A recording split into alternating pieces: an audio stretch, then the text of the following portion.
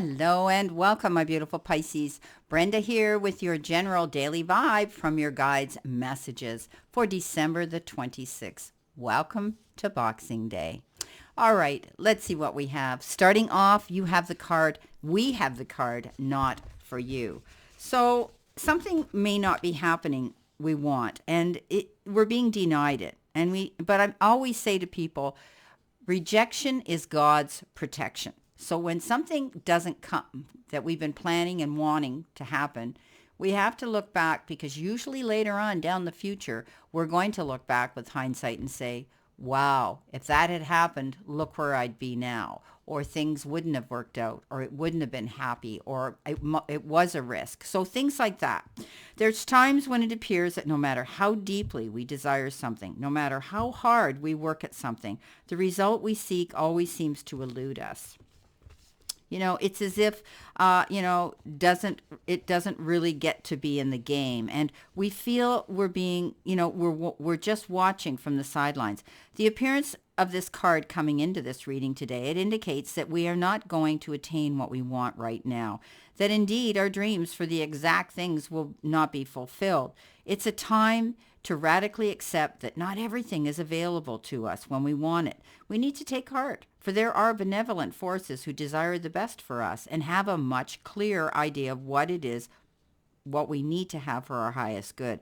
So again, I say rejection is God's protection. Something much better that will make us truly happier is on its way, and we need to trust this. And that has to do with everything in our life, even relationships. Some relationships carry an innate seed of failure in them, and that's obvious from the beginning. But the red flags escape our observation, or we refuse to acknowledge them. When a relationship's not meant to be, it's not possible to make it be. So rejection, again, is a sign that we're being protected by the divine. If we are the one who must reject another, we need to remember that we do for both of our sakes, right? For every pot, there's a lid. This is one that's not best, is the best fit. And when it comes to our jobs and careers and the material part, we can strategize and project and systemize and invest all our time and energy, but sometimes our best laid plans seem to go awry. And in spite of it all, we need to keep in mind that no effort is wasted, though. Fail fast and learn from defeat. That's what we need to do. Then we need to get up and keep going. We will eventually succeed, although perhaps not at this game, not at this time. We need to know when to fold our cards, right? Know when to fold. So something right now might not be coming in that we've been desiring, that we've been wanting. Also, I want you to realize that we've got release toxic relationships here. We're moving on from something, and that might pertain to that as well. It isn't meant for us at the time. So there's reasons, of course, why things happen in life, and in the perfect life there wouldn't be problems or challenges. But we need to realize that these are all learning curves that we get, and we have to respect that, and we have to accept that things aren't meant to be. So rather than us getting up in our heads and feeling that we didn't do enough, or that we're at fault, or what could we have done better, we need to think about what is best for us. And sometimes we're being divinely led and nudged in a certain direction, and we finally look back and we go, wow, I'm glad I did that. I'm glad I walked away. I'm glad I didn't accept it. I'm glad it didn't come in. Coming in next is that toxic relationship, and it's about releasing one, right? Letting go of it. So not everyone is meant for us, and sometimes relationships outlive, or they're welcome, and we change, but the other partner might not, so we don't grow together. Instead, we grow apart. So in order for a soul to thrive, it needs to be in an environment of love and harmony. And when there is discordance or imbalance, the soul suffers, and the body is often left with emotional or physical pain. Oftentimes, souls like us who are making progress on our spiritual path will attract others who may be drawn to our light and can siphon off our energy, leaving us feeling depleted and empty, right? Those blood-sucking vampires. It is always the first impulse of the involved soul to want to assist their fellow travelers who seem to be struggling. We can't heal the whole world, Pisces, even though we want to do it, right? But there comes a time when we must realize that our path and their path have little in common, and that it's best that we part ways. Sometimes the soul will be brought into our journey just so that we can prove to ourselves that we have the wherewithal to release them. We have the strength to do that. Toxic relationships come in all forms and can be detrimental in many ways. In our life, we attempt to realize those who are not in accordance with our being and not inspire. They won't inspire our soul. We may need to restructure our sense of healthy boundaries with people in our life and not allow our kindness to be mistaken as an entry for others to mistreat us. Life is too short to be with others who are not enjoying the adventure and aren't helping us co-create a world we want to live in.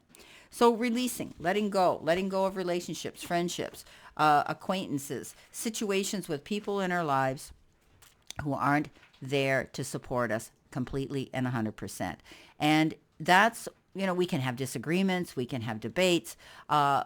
Those things happen in all healthy relationships. But when there's a repeating cycle that nothing is working, that it's a constant fight, that we can't seem to get ahead and connect amicably, then we come to a conclusion it's not for us. So again, I say that divine intervention often steps forward and starts showing us these signs. And finally, we've had enough and we say, we're leaving. Look what we've got, 6 of Swords here, right below it, telling us that we're going to be leaving a situation, going to a better one.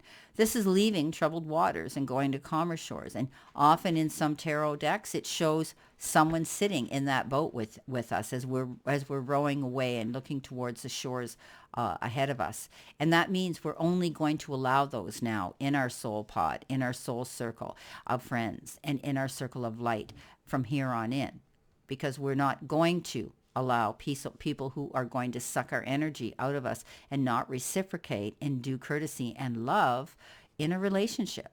So it's okay. Things happen. We'll cry and we'll get disappointed and we'll regret things we've done, but we pick up the pieces and we realize it was meant to be, that we need to let go and move forward. So we will. Some of us will be doing that. Not all of us, but some of us will be doing that, and realize that it's okay. You're going to be going to a better place, and you're not going back to those disappointments that you've been subjected to. Also, you're going to be guarded. You're going to protect your heart now and be more selective about who you allow into it, okay, which is a good thing. Coming in next, we have self-reflection, and these cards are so appropriate today. They all sort of correlate here, and I just love how Spirit, when I ask them to throw the cards out on the deck as I shuffle, and they do this for me. So this is about looking in the mirror at ourselves and being curious about our own nature and choosing to turn inwards to quietly contemplate who and what we are and what we want from here on in. The people in our lives, the jobs that we want, where we want to live, the energy we attract to us. The more we know about ourselves, the more we're able to steer ourselves in the right direction and attract the same energy to us.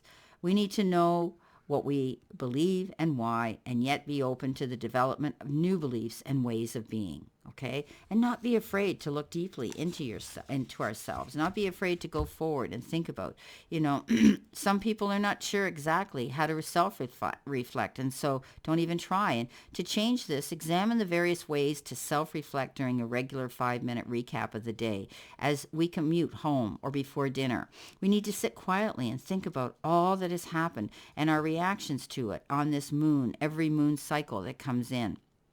Okay, this is the full moon, right?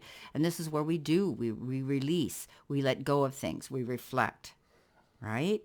There are many ways to self-reflect and pick the one that's going to suit us, right? We need to record how we feel every day. Some people self-reflect, but when they do, they don't like the feelings of vulnerability, anger, guilt, or even defensiveness can happen. Why go there, right, when it isn't pleasant? Here is where we grow our self-responsibility. Short-term pain will certainly be worth long-term gain if we do not ignore the elephant in the room. A regular practice of self-reflection allows us to intercede before problems get too big. We can, for example, catch ourselves before something gets way out of hand. We can apologize and make amends to someone for our mistake. We can catch negative patterns and stop them in their tracks. The theme of this card is, the process of reflection and building resilience. All right, we need to think about that. So this is a funny day. This is a day where some of us might, be saying, okay, we're moving into a new year. I've made I'm going to make a new rule in my life, and I'm going to walk away from relationships that aren't fulfilling and meant for me. And understand that it's not for us, and be able to accept that without regret and without being defensive, without sadness, and reflecting again, looking in the mirror and saying, what is it I want? Where do I want to go? How do I make these changes occur? Because that's the only way we can do this, is to make that decision and then follow through on it. Okay, just like when we make that, I just saw a swing from a golf club, and we've heard the term follow through. Okay, keep your eye on the prize, right? Keep your eye on that hole on the green, and swing and follow through. Okay, stay focused on your self-reflection. Now, coming in, we talked about the Six of Swords and moving on in a new direction. And the Eight of Wands says things are going to change. We're going to see that if things have been sort of, boring and dull, and, we've been hanging in limbo, things are going to shift. There's going to be an energy shift coming into this new year, I think, where we're going to find we're very busy. We're going to be wearing a lot of hats, different hats, taking on different jobs, maybe doing multitasking. But keeping in mind, we need to be conscientious and aware of time management, okay? Write down things. Tick them off if you have to, one at a time, according to their importance, and that's their priority. So you may be finding that you're going to be very busy. And as I often say, tie up those bootlaces, because we're going to be hitting the ground running. Also, sometimes this Eight of Wands can be the Wands of Cupid. There could be somebody in the near future who you may be interested in or interested in you. Now, the star comes in, and the star says, dream big. Pisces, we're big dreamers. We're the ultimate dreamers. We lose ourselves in our escapism of dream world. And sometimes we have to shake ourselves to re-enter our reality and our world here, because we find our world very abrasive to us as the Pisces fish. So we surface for a quick breath of air, and then we duck our heads and we retreat again. But this is saying, shine your light. This is saying, Pisces, get out there. Shine your light. Don't be afraid to show the powers that be just who you are, because Pisces, you always have the ability to shine the light for others. It's your time now to glow. Stand in your glow and shine. I think you may be marketing yourself. You may be finding new ways to advertise, maybe your business or yourself. If you're wanting to move in a new direction and meet somebody new, or find that fulfilling job, or even add something to your business that you have and make it even better. So getting out there, networking, getting yourself out there on any of those platforms to show what you're worth and who you are and what you're made of. But you are a star. You are the headliner, my beautiful fellow Pisces. And this is all about not being afraid to continue to dream big and find a new direction to go. Well, my beautiful Pisces, this is our daily vibe from our guides' messages for Boxing Day. And I hope all of you had a very healthy, happy, beautiful Christmas season, and we're moving into the new year soon. So enjoy your day, whether you're busy with family, friends, or you're just doing what I'm doing, putting your feet up and eating leftovers and counting your blessings. Know that I send you lots of love and many blessings, and I'll see you soon, my beautiful Pisces.